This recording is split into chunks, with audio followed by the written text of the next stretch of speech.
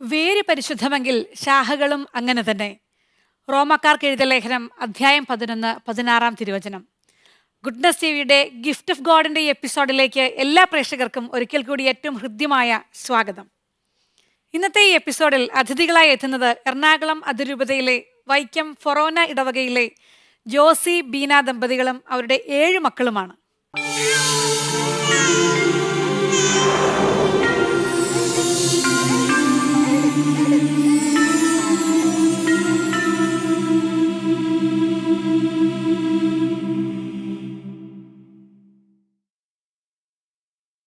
അവരെ വളരെ സന്തോഷപൂർവ്വം ഈ ഒരു എപ്പിസോഡിലേക്ക് ഞാൻ ഹാർദമായി സ്വാഗതം ചെയ്യുന്നു.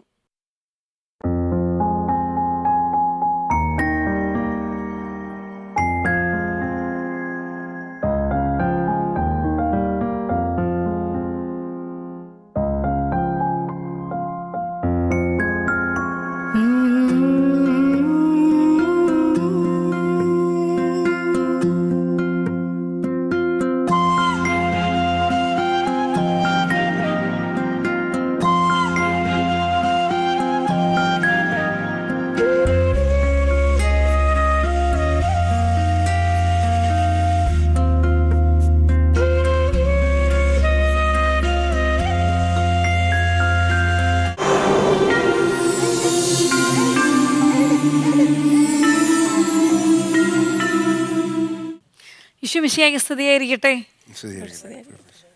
ഒച്ച പോരാട്ടോ, ഇവിടെ ഇരിക്കുന്നവരോടും കൂടെ ഈശോമിശിഹായ്ക്ക് സ്തുതിയായിരിക്കട്ടെ. ഇങ്ങോട്ട് സ്തുതിയായിരിക്കട്ടെ. സ്തുതി താ. Thank you. എനിക്ക് തോന്നുന്നു ഗിഫ്റ്റ് ഓഫ് ഗോഡിൽ വരുന്ന വലിയൊരു ഫാമിലിയിൽപ്പെട്ട ഒരു കുടുംബമാണ് നിങ്ങളുടേത്. എനിക്ക് തോന്നുന്നു സാധാരണ ഇത്രയും വലിയ ഫാമിലീസ് എത്താറില്ല. ഒരു തവണ 9 മക്കളുള്ള കുടുംബത്തെ നമ്മൾക്ക് കാണാൻ പറ്റി. ഇവിടെ ഒരാളുടെ കുറവുണ്ട്, മൂത്തയാൾ എത്തിയിട്ടില്ല. അതുകൊണ്ടാണ് ഞാൻ 7 മക്കൾ എന്ന് ക്ഷണിച്ചത്. ശരിക്കും 8 മക്കളുള്ള ഒരു വലിയ കുടുംബത്തെയാണ് ഇന്ന് ഈ ഗിഫ്റ്റ് ഓഫ് ഗോഡിൻ്റെ എപ്പിസോഡിൽ നമ്മൾ പ്രേക്ഷകരുടെ മുമ്പിൽ ഒരു സാക്ഷ്യമായിട്ട് പ്രസൻറ്റ് ചെയ്യുന്നത്. സന്തോഷമാണോ നിങ്ങൾക്ക് എല്ലാവർക്കും? അപ്പോൾ എന്തായാലും ഒത്തിരി വിശേഷങ്ങളൊക്കെ അതുകൊണ്ട് ഒരുപാട് പേരുടെ കാര്യങ്ങൾ ചോദിക്കേണ്ടത് കൊണ്ട് തന്നെ നമുക്കൊന്ന് പരിചയപ്പെട്ടിട്ട് തുടങ്ങാം. എൻ്റെ പേര് ജോസി ജെയിംസ്. ഞാൻ എറണാകുളം അങ്കമാലി അതിരൂപതയിലെ വൈക്കം സെൻറ്റ് ജോസഫ് ഫൊറോന പാരീഷിലാണ്. ഞാൻ ഈ കലാരംഗത്ത് തന്നെ പ്രവർത്തിക്കുന്ന ഒരാളാണ്. ഞാനിപ്പോൾ ഷെക്കീനയ്ക്ക് വേണ്ടിയിട്ട് ചില പ്രോഗ്രാംസുകൾ ചെയ്യുന്നു. ഇപ്പോൾ കുറച്ച് നാളുകളായിട്ട് ഞാൻ ചില വ്യക്തിപരമായിട്ടുള്ള ചില അസൗകര്യങ്ങൾ ഉള്ളത് കൊണ്ട് ഞാൻ വീട്ടിൽ ചില കാര്യങ്ങൾ ശ്രദ്ധിക്കുകയാണ്. ഈ ഷെക്കീനെ മാത്രമല്ല ഗുഡ്നസിൻ്റെയും ഭാഗം തന്നെ ആയിരുന്നു അല്ലേ? ഗുഡ്നസ് ഞാനൊരു 3 വർഷക്കാലം ഉണ്ടായിരുന്നു. എൻ്റെ ഏറ്റവും വലിയ സന്തോഷം എന്നാണെന്നറിയോ, ഞാനിങ്ങനെ വലിയ ഒഫീഷ്യലായിട്ട് പ്രേക്ഷകർക്ക് വേണ്ടിയൊക്കെ ചോദിച്ചെങ്കിലും ജോസി സാറ് എന്നെ ക്യാമറ വെച്ചിട്ട് ആക്ഷൻ പറഞ്ഞിട്ടുള്ള ആളാണ്. അപ്പോൾ അതിൻ്റെ വലിയ സന്തോഷമുണ്ട് ഇന്ന് എൻ്റെ മുമ്പിലിരുന്ന് ഇങ്ങനെ എനിക്ക് കുറച്ച് ചോദ്യങ്ങളൊക്കെ ചോദിക്കാനുള്ള അവസരം കിട്ടുമ്പോൾ കേട്ടോ. തീർച്ചയായിട്ടും ഞാനപ്പോൾ ഒരു പ്രോഗ്രാം പ്രൊഡ്യൂസറിൻ്റെ മുമ്പിൽ തന്നെയാണ് ഇരിക്കുന്നത് എന്നുള്ളതൊരു വലിയ സന്തോഷമാണ്. അതൊരു വലിയ സാക്ഷ്യവുമാണ് ഇന്ന് ഇത്രയും മക്കളെയുമായിട്ട് ഈ ഒരു എപ്പിസോഡിൽ പങ്കെടുക്കാൻ വരുമ്പോൾ. അടുത്ത ആളിലേക്ക്. എൻ്റെ പേര് ബീന ജോസി. കുട്ടികളുടെ കാര്യം നോക്കി വീട്ടിൽ തന്നെ. എത്ര കാര്യങ്ങൾ നോക്കിയാലാണല്ലേ. ശരിക്കും ഞാൻ സല്യൂട്ട് ചെയ്യുകയാണ് കേട്ടോ ഈ 8 പേർ. അതിൽ എല്ലാവരും ഇവിടെ ഇല്ല. മൂത്തത് ചേച്ചിയാണ് അല്ലേ? ചേച്ചിയല്ലേ മൂത്തത്? അപ്പം മൂത്ത പെൺകുട്ടിയാണ്. 3 പെൺകുട്ടികളും 5 ആൺകുട്ടികളുമുള്ള ഒരു 8 മക്കളെ പ്രസവിച്ച അമ്മയുടെ മുമ്പിലാണ് ഇരിക്കുന്നത്. അപ്പോൾ അതിൻ്റെ ഒരു വലിയ എന്താണ് പറയുക, ഒരു വലിയ സല്യൂട്ടുണ്ട് കേട്ടോ ബീനാമ്മ. ഓക്കെ, കൂടുതൽ വിശേഷങ്ങൾ പറയണം നമുക്കപ്പം. നിങ്ങളെല്ലാവരെയും പരിചയപ്പെടുത്തണം. മൈക്ക് എടുത്തിട്ട് ഓരോരുത്തരും പറയണം എവിടെയാണ്, എന്താണ് ചെയ്യുന്നത്, പഠിക്കുന്നത് എന്നൊക്കെ ഉള്ളത്. തുടങ്ങാം. എൻ്റെ പേര് മരിയ ജോസി.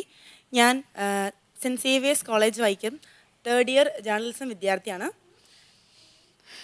ഭയങ്കര മിടുക്കിയാണെന്നൊക്കെ എനിക്കറിയാം പല കാര്യങ്ങളിൽ, അതൊക്കെ ഞാൻ പിന്നെ ചോദിക്കുന്നുണ്ട്. എൻ്റെ പേര് ജെയിംസ് ജോസി.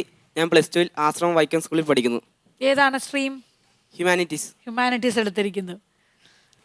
എൻ്റെ പേര് കുരുവിള ജോസി. ഞാൻ ആശ്രമം സ്കൂളിൽ 10ാം ക്ലാസ്സിൽ പഠിക്കുന്നു. അപ്പോൾ ഒരാൾ ഡിഗ്രി, ഒരാൾ +2 അല്ലേ, ഒരാൾ 10ാം ക്ലാസ്. അടുത്തത് ഇവിടെ ആരാണ്? എൻ്റെ പേര് ജോഫിൻ ജോസി. ഞാൻ 8th സ്റ്റാൻഡേർഡിൽ പഠിക്കുന്നു. എന്താണ് ജോഫിൻ്റെ സ്പെഷ്യൽ? ഫുട്ബോളറാണ്. എനിക്ക് നന്നായിട്ട് അറിയാം അത് അല്ലേ. വന്നപ്പോൾ തൊട്ട് തന്നെ ഒന്ന് ഫുട്ബോൾ കളിച്ചാലോ എന്നുള്ളൊരാഗ്രഹമുള്ള ആളാണ്. ശരിയല്ലേ? അതെ. ഇനി ഇവിടെ. എൻ്റെ പേര് അൽഫോൺസ് ജോസി. ഞാൻ 6th സ്റ്റാൻഡേർഡിൽ പഠിക്കുന്നു. ഞാൻ പഠിക്കുന്ന സ്കൂള് സെൻറ്റ് തെരേസസ്. എല്ലാവരും വൈക്കത്ത് തന്നെയല്ലേ? ഇനി ഇവിടെ ഒരാൾ എൻ്റെ തൊട്ടടുത്തിരിപ്പുണ്ട്. എൻ്റെ പേര് ഫ്രാൻസിസ്. ഞാൻ പഠിക്കുന്നത് Saint Joseph LP school Pallippurathussery. എനിക്ക് വേണ്ടി വലിയൊരു പാട്ടൊക്കെ പാടാൻ റെഡിയായിട്ട് നേരത്തെ തന്നെ എഗ്രി ചെയ്തിട്ടുണ്ട് കേട്ടോ. എന്നാ നല്ല പാട്ടുകാരനെന്നറിയോ. കുറച്ച് കഴിയുമ്പോൾ നമുക്ക് എല്ലാ പ്രേക്ഷകർക്കും വേണ്ടിയിട്ട് ആൻറ്റിയുടെ അടുത്തിരുന്നൊരു പാട്ടൊക്കെ പാടണേ. അതിന് ആ കുഞ്ഞു മാവനെ ഒന്ന് പരിചയപ്പെടുത്തിക്കുക. നിങ്ങളുടെ വീട്ടിലെ ഏറ്റവും കൂടുതൽ ഇങ്ങനെ ഓടി ഓടി ഓടി നടക്കുന്ന ഒരാളില്ലേ? ഒന്ന് പറഞ്ഞേ, അവൻ്റെ പേരൊക്കെ ഒന്ന് പറഞ്ഞേ. പറയേ മൈക്കിൽ കൂടെ. എന്താ ചേച്ചിക്ക് കൊടുത്തോ? എന്നാ ചേച്ചി പറ. അഗസ്റ്റിൻ. എന്താ അവനെ വീട്ടിൽ വിളിക്കുന്നേ? ഇവാൻ എന്ന് വിളിക്കും. അത് ഇവന് പറയാൻ അറിയത്തുള്ളൂ തോന്നുന്നു. അഗസ്റ്റിൻ അങ്ങോട്ട് പറയാൻ പറ്റിയില്ല, അതുകൊണ്ടായിരിക്കും അങ്ങനെ തോന്നുന്നു അല്ലേ. എത്ര വയസ്സായി അഗസ്റ്റിന്? ഇപ്പോൾ 2 വയസ്സാവുന്നു. 1.25 വയസ്സായി. അപ്പൊ അപ്പനോട് തന്നെ ചോദിക്കട്ടെ, മൂത്ത മോളെ പരിചയപ്പെടുത്ത്. മൂത്ത മോള് ട്രീസ. അവളിപ്പോൾ ഡിഗ്രി കഴിഞ്ഞിട്ട് ട്രിവാൻഡ്രത്ത് ഒരു സിവിൽ സർവീസിൻ്റെ ഒരു കോഴ്സിന് ചേർന്നിരിക്കുകയാണ്. അതോടൊപ്പം തന്നെ PG അവിടെ ചെയ്യാൻ വേണ്ടിയിട്ടുള്ള ഒരാഗ്രഹത്തിലാണ്. എവിടെ? തിരുവനന്തപുരത്ത് തന്നെ. അപ്പോൾ ഇന്ന് എത്തിച്ചേരാൻ പറ്റാത്തതിൽ എനിക്കൊരു ദുഃഖമുണ്ട്, മൂത്തയാളെ കാണാൻ പറ്റാത്തതിൽ. എങ്കിലും അവൾക്ക് ഒരു ഹായ് കേട്ടോ നമ്മുടെ എപ്പിസോഡിലൂടെ കൊടുക്കുകയാണ്. ഈ ഒരു പ്രോഗ്രാമിൽ അവൾ കാണുന്നുണ്ടാവും എന്ന് വിചാരിക്കുകയാണ്. ഗുഡ്നസ് TV നമ്മുടെ മനോഹരമായ നിങ്ങളുടെ ഒരു പ്രൊഫൈൽ വീഡിയോ എടുത്തിട്ടുണ്ട്. നമുക്കത് കാണാൻ വേണ്ടിയിട്ട് ഇപ്പം നമുക്ക് മോണിറ്ററിലേക്ക് ശ്രദ്ധിക്കാം.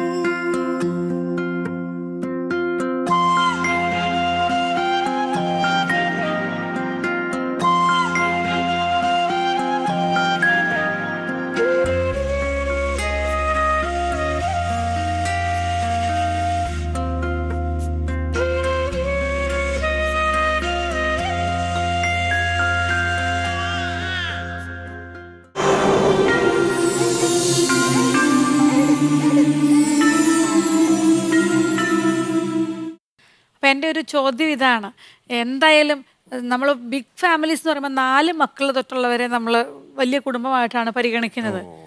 അപ്പം നിങ്ങൾ അതിലൊന്നും നിൽക്കില്ലാത്തവരാണ്. വളരെ വലിയ കുടുംബം സ്വപ്നം കണ്ടുകൊണ്ട് തന്നെയാണ്. ശരിക്കും എന്തുകൊണ്ടാണ് ഈ കാലഘട്ടത്തിൽ ഇങ്ങനെ ഒരു ഇൻസ്പിറേഷൻ അങ്ങനെ തന്നെ ചോദിച്ചു തുടങ്ങാനാണ് എനിക്കിഷ്ടം? ഞങ്ങളെ സംബന്ധിച്ചിടത്തോളം ഈ എല്ലാവരും പറയുന്നുണ്ട് ഞങ്ങൾക്ക് ഇത്ര മക്കൾ വേണം. അത് ഒരു കർത്താവിൻ്റെ ഒരു പദ്ധതിയായിട്ട് പലരും അത് ചിന്തിക്കാറുണ്ട്. പക്ഷേ ഞങ്ങളെ സംബന്ധിച്ച് ഞങ്ങൾ അങ്ങനെ ചിന്തിച്ചിട്ടേ ഇല്ല. ഈ ഡിവൈൻ ധ്യാനകേന്ദ്രം എനിക്ക് തന്നിരിക്കുന്ന ഒരു പ്രത്യേകത എന്ന് പറയുന്നത്, ഞാൻ 1998 ഇവിടെ ധ്യാനത്തിനായിട്ട് വന്ന ഒരാളാണ്. അപ്പോൾ ഒരു കൗൺസിലിംഗ് സമയത്ത് എന്നോട് പറഞ്ഞു, ഇങ്ങനെ ഇവിടെ ജോസി ഇവിടെ കുറച്ച് സമയം ഇവിടെ ശുശ്രൂഷ. അപ്പോൾ ഞാനൊരു കലാരംഗത്ത് പ്രവർത്തിക്കുന്ന ഒരാളാണ്. അത്യാവശ്യം ഈ ദൂരദർശനൊക്കെ വേണ്ടിയിട്ട് അന്നത്തെ കാലത്ത് ചില പ്രോഗ്രാംസൊക്കെ ചെയ്തിട്ടുണ്ട്. ആ ഒരു എക്സ്പീരിയൻസ് എനിക്കുണ്ട്. അപ്പോൾ അങ്ങനെ ഞാനിവിടെ വരുമ്പോൾ എനിക്കിവിടെ ഗെസ്സമൻ പ്രാർത്ഥനാ കൂട്ടായ്മയിൽ പ്രാർത്ഥിക്കാനായിട്ടൊരവസരം ഈ ബ്രദർ അനീത് ജോർജിൻ്റെ കൂടെ കിട്ടുകയാണ്. അപ്പോൾ അവിടെ നിന്ന് എൻ്റെ ഒരു ജീവിതത്തിലെ ഒരു ക്രിസ്തുവിൻ്റെ ഒരു സാക്ഷ്യം വഹിച്ച് ക്രിസ്തുവിൻ്റെ ഒരു അനുഭവത്തിലൂടെ കടന്നു പോകാനുള്ള ഒരു ശ്രമം എനിക്ക് അവിടെ വെച്ച് കിട്ടിയിരുന്നു. അതിനുശേഷം 2-3 വർഷങ്ങൾക്ക് ശേഷം എൻ്റെ വിവാഹം വരികയാണ്. ഞങ്ങൾ സാധാരണ എല്ലാവരും വിവാഹം എങ്ങനെയാണ് ഒരു വിവാഹ ജീവിതത്തിലേക്ക് സാധാരണ ആൾക്കാരുടെ ഒരു കൺസെപ്റ്റ് എങ്ങനെയാണ് അതുപോലെ തന്നെ വിവാഹ ജീവിതത്തിലേക്ക് കടന്നു വന്നവരാണ്. അവിടെ ഇത്ര കുഞ്ഞുങ്ങൾ വേണം, വലിയൊരു ഫാമിലി ഉണ്ടാക്കണം, അങ്ങനെ യാതൊരു ചിന്തയും ഞങ്ങൾക്കുണ്ടായിരുന്നില്ല. എനിക്കൊന്ന് പഴയ കാരണവന്മാരുടെ ഒരു ശൈലിയാണ് നിങ്ങൾക്ക്. അവർക്ക് അങ്ങനെ ഒന്നും ഉണ്ടായിരുന്നില്ലല്ലോ പണ്ട്. പണ്ട് കാലത്ത് അങ്ങനെ ആയിരുന്നല്ലോ, പ്രത്യേകിച്ച് വലിയ പ്ലാനിങ്ങോ ഒന്നുമില്ല, അങ്ങനെ അങ്ങ് പോകുന്ന ഒരു രീതിയായിരുന്നു. അങ്ങനെയായിരുന്നോ? അത് ഞാൻ അങ്ങനത്തെ ഒരു എൻ്റെ അപ്പൻ അവർ 3 പേരെ ഉണ്ടായിരുന്നുള്ളൂ. അപ്പച്ചൻ്റെ 1ാമത്തെ വയസ്സിൽ അപ്പച്ചൻ്റെ പിതാവ് മരിക്കുകയാണ് ഉണ്ടായത്. അപ്പോൾ ഇപ്പോൾ അപ്പച്ചനില്ല, അപ്പച്ചൻ മരിച്ചു. ഇവിടുത്തെ ഡിവൈൻ ഗുഡ്നസിൻ്റെ ഒരു ശുശ്രൂഷ ചെയ്യുന്നൊരു സമയത്താണ് എൻ്റെ പിതാവ് മരിക്കുന്നത്. പെട്ടെന്നുള്ള ഒരു മരണമായിരുന്നു.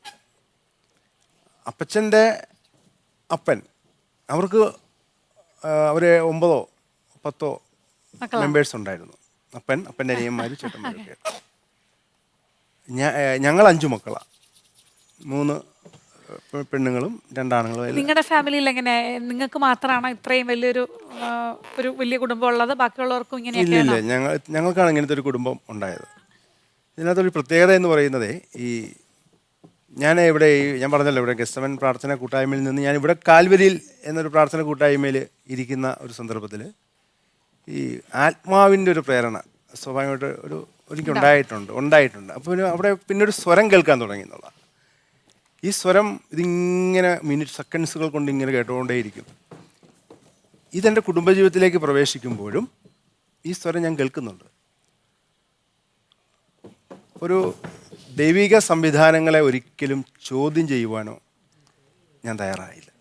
വലിയൊരു കാര്യമാണ് കേട്ടോ, ദൈവിക സംവിധാനങ്ങളെ ഞാൻ ഒരിക്കലും ചോദ്യം ചെയ്യുന്നില്ല എന്ന് പറയുന്നത് ഒത്തിരി വലിയൊരു സന്തോഷമുള്ള ഒരു കാര്യമാണ്.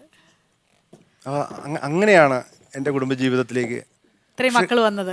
കുടുംബജീവിതത്തിലേക്ക് വന്നതും പിന്നീട് അത് ഓരോ സന്ദർഭങ്ങളിലും കുഞ്ഞുങ്ങൾ ഇതിൽ വലിയ സമ്പത്തുള്ള ആളൊന്നുമില്ല. ഞാനൊരു യാഥാസ്ഥിതിക ക്രിസ്തീയ പാരമ്പര്യത്തിൽ ജനിച്ച ഒരാളാണ്. അപ്പോൾ അന്ന് വെച്ച് വലിയ സമ്പത്തിൻ്റെ ഒരവസ്ഥയിൽ 10ാം ക്ലാസ്സിന് ശേഷം എൻ്റെ കുടുംബത്തിൻ്റെ സാമ്പത്തിക അടിത്തറയെല്ലാം നഷ്ടപ്പെട്ട, 10ാം ക്ലാസ് വരെയൊക്കെ നല്ലൊരു സാമ്പത്തിക അടിത്തറയിൽ തന്നെ കുടുംബം മുന്നോട്ട് പോയി. അതിന് ശേഷം എല്ലാം നഷ്ടപ്പെട്ട ഒരു കുടുംബത്തിലാണ് ഞാൻ തുടർന്ന് എൻ്റെ പ്രീ ഡിഗ്രി അതിന് ശേഷമുള്ള പഠനങ്ങളൊക്കെ നടന്നത്. പക്ഷേ അപ്പോഴും ഞാൻ പറഞ്ഞല്ലോ, പിന്നെ ആ സമയത്ത് അതിന് ശേഷം എൻ്റെ ഞങ്ങൾ വിവാഹം കഴിക്കുന്നത് അതിന് ശേഷമാണ്. വിവാഹത്തിന് ശേഷം നടക്കുന്ന സംഭവങ്ങൾ വളരെ വേദനയോടും പറയുകയാണെങ്കിൽ ഒത്തിരി ത്യാഗവും സഹനവും ഒക്കെ ഞങ്ങളുടെ ജീവിതത്തിലേക്ക് കടന്നു വന്നിട്ടുണ്ട്. സാമ്പത്തിക മേഖലയിൽ വലിയ പരാജയം അന്നും ഇന്നും. കാര്യങ്ങളിലെല്ലാം ദൈവം ലാസ്റ്റ് മൂമെൻറ്റിൽ ഇടപെടും എന്നുള്ളതാണ്. ഇതൊരു സ്വരം എന്നിൽ എപ്പോഴും ഉണ്ട്. ഞാൻ പറഞ്ഞല്ലോ, പിന്നീട് എൻ്റെ പങ്കാളിയായിട്ട് കടന്നു വന്നു. അവളും ഇതെല്ലാം എന്നോടൊപ്പം ചേർന്ന് നിന്നുകൊണ്ട് അത് സഹിക്കുവാനും. ഞാനൊന്ന് അത് പറഞ്ഞതൊന്ന് ബ്രേക്ക് ചെയ്യണം. ആ പങ്കാളി ഇങ്ങനെ വളരെ ശാന്തമായിട്ട് ഇതിങ്ങനെ നോക്കി കേട്ടിരിപ്പുണ്ട്. എന്താ ആടിയാളെന്ന് ചോദിക്കട്ടെ? ഒന്നുമില്ല, സത്യം ഒന്നുമില്ല, ഞാനിങ്ങനെ കൂടെ നിൽക്കുന്നു. അങ്ങനെയാണോ? എന്താണ് ഒരു വ്യാകുല മാതാവിൻ്റെ ഫേസ് ഉണ്ടോ? ഇല്ല. ഇതിനോട് എന്താ ഈ സാറ് പറഞ്ഞതിനോട് എന്താ ആഡ് ചെയ്യാനുള്ളത്? ഒന്നുമില്ല, ഞങ്ങൾ പിള്ളേരെ കുറിച്ച് അങ്ങനെ ഇത്ര പിള്ളേർ വേണം എന്ന് വലിയ കുടുംബം വേണമെന്നൊന്നും ഞങ്ങൾ ആഗ്രഹിച്ചിട്ടില്ല. ഈശോ തന്നതിനെ ഒന്നത്ര പോലും കളയാതെ ഞങ്ങൾ സ്വീകരിച്ചു. ഒത്തിരി 1.5 വയസ്സിൻ്റെ 1 വയസ്സിൻ്റെ ഇത് മാത്രമേ ഉള്ളൂ. പിന്നെ സപ്പോർട്ടിന് ആളില്ല, കുറ്റപ്പെടുത്തലുകൾ ഉണ്ടായിട്ടുണ്ട്, ഒത്തിരി ഇതുണ്ടായിട്ടുണ്ട്. വളരെ സാധാരണ നോർമലായ മനുഷ്യരാണ് ഞങ്ങൾ എന്ന് പറയുന്നതാണ് ഏറ്റവും വലിയ സന്തോഷം കേട്ടോ. കുടുംബത്തിൽ നിന്നും ബന്ധുക്കാരിൽ നിന്നും എല്ലാം ഉണ്ടായിട്ടുണ്ട്. പക്ഷേ അതെല്ലാം ദൈവം തരണം ചെയ്ത് ഇവിടം വരെ എത്തിച്ചു. അല്ലേ? നിങ്ങൾ തമ്മിൽ എങ്ങനെയാ? ഞങ്ങൾ തമ്മിൽ നല്ല ഹാപ്പിയാണ്. അത് മതിയല്ലോ അല്ലേ? പുറത്തുനിന്നുള്ള കുറ്റപ്പെടുത്തലുകൾ ഇതൊക്കെ നമ്മൾ ഈ വലിയ കുടുംബങ്ങൾ ഫേസ് ചെയ്യുന്ന കാര്യങ്ങളായിട്ട് ഓരോരുത്തരോടും ചോദിക്കാറുണ്ട്. പുറത്തുനിന്നുള്ളവർ വിമർശിക്കാറില്ലേ, അഭിപ്രായം പറയാറില്ലേ, കുറ്റപ്പെടുത്താറില്ലേ? അപ്പോൾ ഇനിയിപ്പോൾ ആ ക്വസ്റ്റ്യൻ ഒന്നും ആവശ്യമില്ല. ഇതെല്ലാം ഉണ്ടെങ്കിലും തരണം ചെയ്ത് ഇവിടം വരെ എത്തി. നിങ്ങൾ രണ്ടും തമ്മിൽ നല്ല ഹാപ്പിയാണ്, ചേർച്ചയാണ്. അത് മതിയല്ലോ, അതുപോരെ അല്ലേ? തീർച്ചയായിട്ടും ഇങ്ങനെ പറയുമ്പോ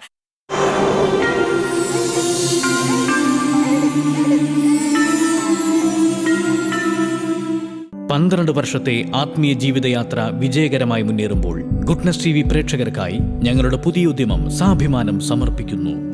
ഗുഡ്നസ് TV ഇനി മുതൽ OTT പ്ലാറ്റ്ഫോമിൽ ലഭ്യമാകുന്നു. ഇനി മുതൽ OTT പ്ലാറ്റ്ഫോമായ ആൻഡ്രോയിഡ് TVയിൽ ഗുഡ്നസ് ടെലിവിഷൻ ലഭ്യമാകുന്നു.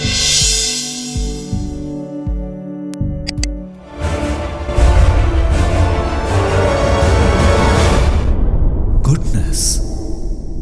Stay with God.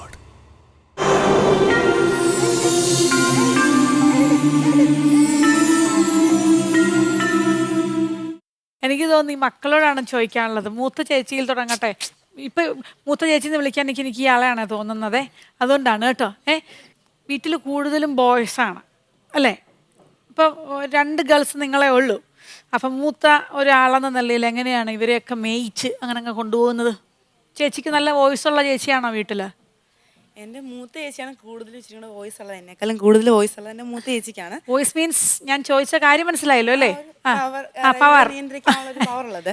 ഞാൻ ഇവരുടെ കൂടെ തന്നെ ഇവരെ പോലെ തന്നെ ആയതുകൊണ്ട് തന്നെ ഇല്ലേ എന്നെ അത്ര പേടിയില്ല എന്നാണ് എൻ്റെ വിശ്വാസം. എന്നാലും പക്ഷെ ഞാൻ പറയുന്നവർ കേൾക്കാറുണ്ട്. മീൻസ് എന്ത് കാര്യങ്ങൾ ചെയ്യുവാണെങ്കിലും ഒരു സഹകരണ മനോഭാവം എല്ലാത്തിലും ഉണ്ടായിട്ടുണ്ടെന്നാണ് എൻ്റെ ഒരു വിശ്വാസം. ആണ്. അങ്ങനെ തന്നെയാണ് മുന്നോട്ട് പോകുന്നത്. നിങ്ങളുടെ വീട്ടിൽ എങ്ങനെ ഒരു ഫുട്ബോൾ ടീം അല്ലെങ്കിൽ ഒരു കൊയർ ഫുട്ബോൾ സെവൻസ് കളിക്കാനുള്ള ആൾക്കാർ വീട്ടിൽ തന്നെ ഉണ്ടല്ലോ?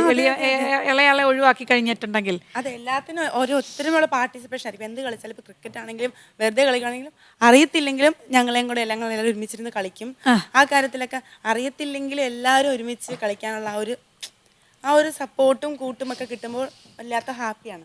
അടുത്ത ആളോട് ചോദിക്കട്ടെ, വീട്ടിലെ അടി ബഹളങ്ങളെ കുറിച്ചാണ് കേൾക്കേണ്ടത്. ചേച്ചി സപ്പോർട്ട് അങ്ങനെ കാര്യങ്ങൾ പറഞ്ഞു. നിങ്ങളുടെ വീട്ടിൽ എങ്ങനെയാ ഗുസ്തി പിടിക്കുന്നത്? അടിയൊക്കെ എല്ലാവരും ഉണ്ടാക്കാറുണ്ട് എല്ലാ ദിവസവും. അത് രാത്രി വരെ നീണ്ടു നിൽക്കും അതിന്റെ എഫക്റ്റ്. അത് കഴിഞ്ഞ് രാവിലെ ആ നേരത്ത് പരസ്പരം ഉള്ള പോലെ തന്നെ കൂട്ടുകൂടി നടക്കും. എന്നാലും ചോദിക്കും, പിന്നെ അടിയുണ്ടാവും. ആരാണ് ഈ അടിയൊക്കെ തീർക്കുന്നത്? അതിപ്പോ അങ്ങനെയൊന്നും ഇല്ല. ആരെങ്കിലും ഒരാൾ രണ്ടടിയൊക്കെ കൊടുത്ത പിന്നെ 5 മിനിറ്റ് അത് മറന്നു പോകുന്നു, അടുത്തതിലേക്ക് പോകുന്നു. അമ്മയാണോ ഇതിനൊക്കെ മധ്യസ്ഥം? അമ്മ അങ്ങനെ വരാറൊന്നുമില്ല. ആരെങ്കിലും വന്ന് പരസ്പരം മിണ്ടുവാണെങ്കിൽ പിന്നെ അടിയുടെ പ്രശ്നം അങ്ങ് തീർന്നു. ഇതൊന്നും ഇവർക്കൊരു അങ്ങനത്തെ ഒരു ഇമോഷണൽ ഇഷ്യൂസ് ഒന്നും നമുക്ക് വരുന്നില്ല. ഒരാൾ പിണങ്ങി ആ സമയം കഴിഞ്ഞാൽ പിന്നെ അവർ ഫ്രീ ആയി. ആ സമയങ്ങൾക്ക് ചിലപ്പോൾ വലിയ പ്രശ്നം ഉണ്ടെന്നൊക്കെ നമുക്ക് തോന്നും അല്ലേ? എന്തായാലും ഈ ആൺകുട്ടികളാകുമ്പോൾ എപ്പോഴും ഒന്നും ജോസി സാറ് വീട്ടിലുണ്ടാവത്തില്ല, പല കാര്യങ്ങളൊക്കെ ആയിട്ട് പോകുമല്ലോ. അതേ ഉണ്ടാവുമോ? വീട്ടിലുണ്ടാവുമോ? ഞാൻ അത്യാവശ്യ സമയങ്ങളിലൊക്കെ വീട്ടിലുണ്ട്. ഉണ്ടാവും. എന്നാലും കൂടുതലും വീണയായിരിക്കുമല്ലോ എല്ലാം മാനേജ് ചെയ്യുകയൊക്കെ ചെയ്യുന്നത്. അപ്പൊ ഈ ആൺകുട്ടികളുടെ അമ്മ എന്ന നിലയിൽ ഒരു സ്ട്രോങ് ലേഡി ആവാതെ പറ്റില്ല എന്നാണ് വെപ്പ് കേട്ടോ. എനിക്കറിയില്ല. അപ്പൊ എങ്ങനെ ഇവരുടെ കാര്യങ്ങളിലൊക്കെ ഒരു കൺട്രോൾ എങ്ങനെയാ? കുഴപ്പമില്ല. ഇവര് വഴക്കുണ്ടാക്കിയ ഇവര് 3 കൂടെ വഴക്കുണ്ടാക്കുക. ചിലപ്പോൾ ഞാനവിടെ കണ്ടില്ല എന്ന് വെച്ചിരിക്കും. അത് നല്ലൊരു ഐഡിയ. കണ്ടില്ല എന്ന് വെച്ചിരുന്നാൽ അവർ തന്നെ അങ്ങ് സോൾവ് ചെയ്യും. ചിലപ്പോൾ മൂത്താന്ന് പറഞ്ഞിട്ട് കാര്യമില്ല, അവരുടെ കൂടെ കളിക്കാൻ ഇവളും കൂടും, ഇടിയൊക്കെ മരിയും കൂടും. പക്ഷെ മൂത്തയാളങ്ങനെ വലിയ ഇടിക്കൊന്നും പോകില്ല. ചില സമയത്തേ ഉള്ളൂ. ആയിരിക്കണൊക്കെ ചെന്നാൽ മാത്രമേ ഉള്ളൂ പ്രശ്നങ്ങൾ. ശരിക്കും നിങ്ങളെല്ലാവരും വളരെ ഇൻഡിപെൻഡൻ്റ് ആണെന്നാണ് ഞാൻ വിശ്വസിക്കുന്നത്. നിങ്ങൾ എന്നോട് എഗ്രി ചെയ്യുന്നുണ്ടോ? അതായത് നിങ്ങളുടേതായ കാര്യങ്ങളൊക്കെ അവനവൻ്റെ കാര്യങ്ങളൊക്കെ സ്വന്തമായി നോക്കി നടത്തുന്ന മക്കളാണോ? അതെ, എല്ലാവരും. ഞാൻ 10ാം ക്ലാസ്സുകാരനോട് ചോദിക്കട്ടെ, പേര് വിട്ടുപോയി ആൻറ്റി? കുരുവിള. കുരുവിളയോട് ചോദിക്കട്ടെ. കുരുവിള എന്നാണ്, പക്ഷെ അവൻ്റെ ജോണി ഞങ്ങൾ വിളിക്കുന്നത്. ജോണി. അപ്പം ജോണിക്കുട്ടനോട് ചോദിക്കാം അല്ലേ? നിങ്ങളെല്ലാം അതായത് അവനവൻ്റെ കാര്യങ്ങൾ തന്നെത്താൻ നോക്കാൻ പ്രാപ്തരാണോ? എന്നുള്ളതാണ് ആൻറ്റിയുടെ ചോദ്യം. അല്ലാതെ എല്ലാത്തിനും അപ്പൻ വേണം അമ്മ വേണം. ചില വീടുകളിലൊക്കെ കേട്ടിട്ടുണ്ട് ഷൂ എന്ത് ചെയ്യാന്ന് ചോദിക്കുമ്പോൾ സോക്സ് എവിടെ അമ്മ എന്ന് വിളിച്ചു പോകുന്നവർ, വെള്ളം എടുത്തതാ, ഇങ്ങനെയൊക്കെയുള്ള ഡയലോഗുകളൊക്കെ ഇഷ്ടംപോലെ എല്ലായിടത്തും ഉള്ളിടപ്പോൾ നിങ്ങൾ എങ്ങനെയാ? ഇല്ലില്ല, അങ്ങനെയൊന്നും ഞങ്ങളുടെ കൂട്ടത്തിലൊന്നുമില്ല. ഞങ്ങൾ തന്നെ ഇടുന്ന ഓരോ ഡ്രസ്സ് ഞങ്ങൾ തന്നെ അലക്കും. അവനവൻ്റെ തന്നെ. അപ്പൊ ഇവന്റെ ഡ്രസ്സോ? അത് അവൻ തന്നെ അലക്കും. നീ അലക്കുവോ? മൈ ചിലപ്പോഴൊക്കെ അവൻ അലക്കും, ചിലപ്പോഴൊക്കെ അവൻ അലക്കും. അവന്റെ തന്നെ അവൻ എടുത്ത് അലക്കും. ഞങ്ങളെ കണ്ടാണ് അവനും പഠിക്കുന്നത്. പിന്നെ എല്ലാരും അമ്മയും അച്ഛനും പറയണ പോലെ അങ്ങനെയല്ല. ഈ ഡ്രസ്സുകളൊക്കെ എങ്ങനെ നിങ്ങൾ തന്നെ ഷെയർ ചെയ്യുമോ? അതോ നിങ്ങൾ എങ്ങനെ ചേട്ടൻ ഇന്ന ഡ്രസ്സ് ഷർട്ട് അങ്ങനെ കറക്റ്റ് ഒക്കെ ഉണ്ടോ എല്ലാവർക്കും? ഞങ്ങൾ ഷെയർ ചെയ്താ എല്ലാരും ഒരാളുടെ അടുത്ത ദിവസം മറ്റേ ആളിടും, എല്ലാവരും ഏതാണ്ട് ഒരുപോലെയൊക്കെ ആയതുകൊണ്ട് അങ്ങനെ. അപ്പോൾ സ്വന്തമായിട്ട് തന്നെ അലക്കുക എന്നൊക്കെ പറയുന്നുണ്ടല്ലോ. ശരിക്കും നമ്മുടെ സ്കൂൾ ഞാനിത് പറയാൻ കാരണം ആൻറ്റി ഒരു ടീച്ചറാണ്. അപ്പോൾ നമ്മുടെ ക്ലാസ്സിലൊക്കെ വരുന്ന കുട്ടികളൊക്കെ ജീവിതത്തിൽ അലക്കിയിട്ടുണ്ടാവില്ല ചിലപ്പോൾ. ഒരു ഡ്രസ്സ് പോലും അവനവൻ്റെ പാത്രം പോലും കഴുകി വെക്കാത്തടത്തായിരിക്കും. അതുകൊണ്ട് പല കാര്യങ്ങളും അടുക്കള കാര്യങ്ങളിലൊക്കെ ഇവർ ഹെൽപ്പ് ചെയ്യുമോ ശരിക്കും? ചെയ്യും. എന്തെങ്കിലും ഒരു ആവശ്യത്തിന് ഞാൻ പോയി കഴിഞ്ഞാൽ ഹോസ്പിറ്റൽ കേസൊക്കെ വരുമ്പോൾ ഇവർ തന്നെ എല്ലാ കാര്യവും ഇവർ തന്നെ ചെയ്യും, പിള്ളേർ തന്നെ. ഭക്ഷണമൊക്കെ നല്ല ടേസ്റ്റ് നല്ല രുചികരമായിട്ടുണ്ടാക്കും. ഇപ്പോൾ ഈ അൽഫോൺസ, ഈ ജോണി, ജോഫിൻ എല്ലാവരും ഉണ്ടാക്കും എല്ലാ കാര്യവും. ഭക്ഷണമൊക്കെ ഉണ്ടാക്കാനേ മനോഹരമായിട്ട് എൻ്റെ കൂട്ടെല്ലാം കൃത്യമായിട്ട് ചേർത്തൊക്കെ ഉണ്ടാക്കാൻ മിടുക്കരാ. നമുക്കൊരു വയ്യാതെ കിടക്കുകയാണെങ്കിൽ അവർ നമ്മുടെ ഡ്രസ്സും കൂടെ എടുത്തുകൊണ്ടുണ്ടെങ്കിൽ അവർ വാഷ് ചെയ്യും. ഒന്നും പറയേണ്ട കാര്യമില്ല. അപ്പൊ അതായത് ഇപ്പം വലിയ കുടുംബത്തിന്റെ നന്മകളായിട്ട് നിങ്ങൾക്ക് കുറച്ച് കാര്യങ്ങൾ ചൂണ്ടിക്കാണിക്കാൻ പറ്റുമോ? ഇതുപോലെ ഈ കുട്ടികളിൽ നിന്നുണ്ടായിട്ടുള്ള കുറെ പോസിറ്റീവ് അവരവരുടെ കാര്യങ്ങൾ അവരോട് തന്നെ ചെയ്യുന്നുണ്ട്. ഇപ്പം ഇപ്പോഴും പിള്ളേരുടെ അടിവസ്ത്രം തൊട്ട് എല്ലാം കഴുകി കൊടുക്കുന്ന മാതാപിതാക്കളുണ്ട്. പക്ഷേ എനിക്ക് അങ്ങനെ ഇവരെ വന്നിട്ടില്ല. ഇവർ തന്നെയാണ് ഇവരുടെ. പിന്നെ അത്യാവശ്യം ഇവർക്ക് പഠിക്കുക മറ്റു കാര്യങ്ങളൊക്കെ ആയിട്ട് വരുവാണെങ്കിൽ നമ്മളോട് പറയും ഒന്ന് കഴുകിടുക. എനിക്ക് ഒന്നാമത് യൂട്രസിനൊരു കംപ്ലയിൻ്റ് ഉണ്ട്, പിന്നെ നടുവിൻ്റെ പ്രശ്നം എല്ലാം ഉണ്ട്. അപ്പോൾ എനിക്ക് ഞാൻ തന്നെ അലക്കാൻ തന്നെ കഷ്ടപ്പെട്ട് അലക്കുന്നത്. അപ്പോൾ അതിൻ്റെ ഇടയ്ക്ക് കുഞ്ഞിൻ്റെ ഇവർ തന്നെ കൊണ്ട് അലക്കും ചെയ്യും. നമ്മുടെ ഒരു ആരോഗ്യസ്ഥിതിയെ കണ്ടറിഞ്ഞ് മനസ്സിലാക്കി പോവും. അപ്പോൾ അത് പറഞ്ഞപ്പോഴാണ് ഞാൻ ഓർത്ത് എന്തായാലും 8 പ്രസവം സുഖമായിരുന്നു എന്ന് ചോദിക്കുന്നത് ലോകത്തിലെ ഏറ്റവും വലിയ മണ്ടത്തരമാണ്. സുഖപ്രസവം എന്നുള്ള വാക്കേ ഉപയോഗിക്കാൻ പാടില്ലെന്നാണ് പറയുന്നത്. 7 സുഖമായിരുന്നു, ഇത് മാത്രം കുറച്ച് പാടായിരുന്നു. യൂട്രസ് അടിയിലേക്ക് ഇറങ്ങി ഹോസ്പിറ്റലിൽ കിടക്കേണ്ടതൊക്കെ വന്നു. സിസേറിയനാണോ? അല്ല, എല്ലാം നോർമലായിരുന്നു. അപ്പോൾ കുറച്ച് ആരോഗ്യസ്ഥിതികളും പ്രശ്നങ്ങളൊക്കെ ഉണ്ടാകുമ്പോൾ ഇതിനെയൊക്കെ എങ്ങനെയാണ് ഒന്ന് ക്ഷമയോടെ സഹനത്തോടെ ആ സഹനമൊക്കെ എങ്ങനെയാണ് കാഴ്ചവെച്ചതെന്നുള്ള ടെക്നിക്സ് പറഞ്ഞു തരുമോ ഞങ്ങൾക്ക്? ദേഷ്യം വരേണ്ടടുത്ത് നമുക്ക് ദേഷ്യം വരും. എന്നാലും നമ്മൾ വയ്യാതെ നടക്കുമ്പോൾ അപ്പോൾ എന്നാലും പിള്ളേരാണെങ്കിലും പാഞ്ചിയാണെങ്കിലും വന്ന് എന്നോട് ചോദിക്കും അമ്മയ്ക്ക് എന്നാ പറ്റി അമ്മേൻ്റെ ചക്കരയല്ലേ ഒന്നല്ലേ എന്ന് ചോദിക്കും. അങ്ങനെ വരുമ്പോൾ ഉണ്ടാകുന്ന എനിക്കാനും പിന്നെ പ്രശ്നം. ഞാൻ ആദ്യമായിട്ട് കൊച്ചിനെ വിട്ടു നിൽക്കണം. 4 വയസ്സിൻ്റെ വ്യത്യാസമുണ്ട്, 3 വയസ്സിൻ്റെ. അപ്പോൾ ഞാൻ ഹോസ്പിറ്റലിൽ കിടക്കുമ്പോൾ തന്നെ കൂടുതൽ അപ്പൻഡിക്സ് പോലെ വയറിന് വേദന വന്നു. പിന്നെ ഇവർ രണ്ടുപേരും കൂടെ ആശുപത്രികളിൽ വൈക്കത്ത് കാണിച്ചിട്ട് കുറയാണ്ട് പിന്നെ അവസാനം ആശുപത്രി കുട്ടികളുടെ ഹോസ്പിറ്റലിൽ കൊണ്ടുപോയി. അന്ന് കിടങ്ങൂർ ലിറ്റിൽ ലൂർദ് ഹോസ്പിറ്റലിൽ അഡ്മിറ്റാണ്. പ്രസവത്തിന് കുറച്ച് 4 ദിവസങ്ങൾക്ക് മുമ്പ്. സഹനങ്ങൾ നന്നായിട്ടുണ്ട്. നല്ല ചില സമയത്ത് ഇപ്പോൾ ഈ യൂട്രസിൻ്റെ കാര്യം പറഞ്ഞല്ലോ, ചില സമയത്ത് അതിൻ്റെ പ്രസവത്തിൻ്റെതായിട്ടുള്ളൊരു ശാരീരിക ബുദ്ധിമുട്ടുകളൊക്കെ ഉണ്ടല്ലോ, അത് തീർച്ചയായിട്ടും നന്നായിട്ടുണ്ട്. അപ്പം ഞാൻ ചോദിക്കുന്നത് അങ്ങനെയല്ല, അങ്ങനെ ഒരു ബുദ്ധിമുട്ടുള്ളപ്പോഴും അടുത്ത ഓരോ കുഞ്ഞുങ്ങളെ സ്വീകരിക്കാൻ നിങ്ങൾ റെഡി ആകുന്നുണ്ടല്ലോ. കാരണം ഞാൻ തുടക്കത്തിലൊരു കാര്യം ഞാൻ പറഞ്ഞല്ലോ, ദൈവത്തോടുള്ളൊരു വിശ്വസ്തതയുണ്ടല്ലോ, വിശ്വസ്തതയുണ്ട്. അത് അങ്ങേയറ്റം കാത്തു സൂക്ഷിക്കാൻ വേണ്ടി. പിന്നെ മനുഷ്യനാണ് തെറ്റുകളും വീഴ്ചകളും സംസാരത്തിലും പ്രവൃത്തിയിലൊക്കെ അറിയാതെ വന്നു പോകാറുണ്ട്. എങ്കിലും ദൈവത്തോട് ആ നിമിഷം തന്നെ ഞാൻ മാപ്പി ചോദിക്കാറുണ്ട്. അടുത്ത ഘട്ടത്തിലേക്ക് കിടക്കുമ്പോഴും ഒരു ഒരുക്കത്തോടു കൂടിയാണ് കിടക്കുന്നത്. അപ്പോഴും ഉണ്ടാകുന്ന ഈ ഇതുപോലെയുള്ള വേദനകളുണ്ടല്ലോ, വേദനകൾ ദൈവത്തോട് നമ്മൾ ക്ഷമ ചോദിക്കുമല്ലോ, നമുക്കൊരു വീഴ്ചകൾ, അപ്പോൾ അതിനൊരു കൃപ അത് നമുക്ക് തരുന്നുണ്ട്. ആ കൃപയിൽ ഇതെല്ലാം സൗഖ്യപ്പെട്ടു പോരുകയാണ്. തീർച്ചയായിട്ടും എനിക്ക് തോന്നുന്നു സീരിയസ് ആയ ഒരുപാട് കാര്യങ്ങൾ അപ്പായും അമ്മയും പറയുന്നതിനിടയ്ക്ക് ഫ്രാൻസിസ് എനിക്കൊരു വാക്ക് തന്നിട്ടുണ്ടായിരുന്നു, നല്ലൊരു പാട്ട് പാടാമെന്ന്. ആ മയക്കം തന്ന് ഞങ്ങളൊരു പാട്ട് പാടട്ടെ.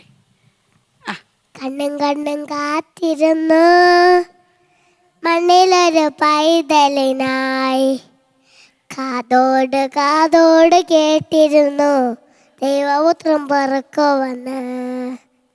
ആകാശവീയ മാലാക പാടും ആനന്ദ ആയപ്പോൾ കുഞ്ഞിച്ചറുകൾ വീശി. നിർത്തിക്കളഞ്ഞോ പെട്ടെന്ന്? അതെന്ത് പറ്റി? പക്ഷെ നല്ല ഭംഗിയായിരുന്നു കേട്ടോ, നല്ല എനർജിയിലാണ് പാടിയത്. ഈ വീട്ടിൽ ആരൊക്കെയാ പാട്ടുകാരുള്ള? വീട്ടിൽ ആരൊക്കെയാ പാടുന്നവർ? വേറെ ഫ്രാൻസിസ് പാടും അല്ലാതെ എല്ലാരും പാടും. എല്ലാരും പാട്ടുകാരാ? എന്തായാലും ആദ്യത്തെ ഒരു എപ്പിസോഡ് നമ്മുടെ ഇത് വൈൻഡപ്പ് ചെയ്യാനുള്ള സമയമായിരിക്കുകയാണ്. അടുത്ത എപ്പിസോഡിൽ കൂടുതൽ വിശേഷങ്ങൾ പറയണം. അപ്പോൾ നമുക്ക് വീണ്ടും കാണാം. ഗിഫ്റ്റ് ഓഫ് ഗോഡിൻ്റെ ഈ എപ്പിസോഡ് ഇവിടെ പൂർണ്ണമാവുകയാണ്. അടുത്ത എപ്പിസോഡിൽ ഇവരുടെ തന്നെ വിശേഷങ്ങളുമായി നമുക്ക് വീണ്ടും കാണാം. നന്ദി.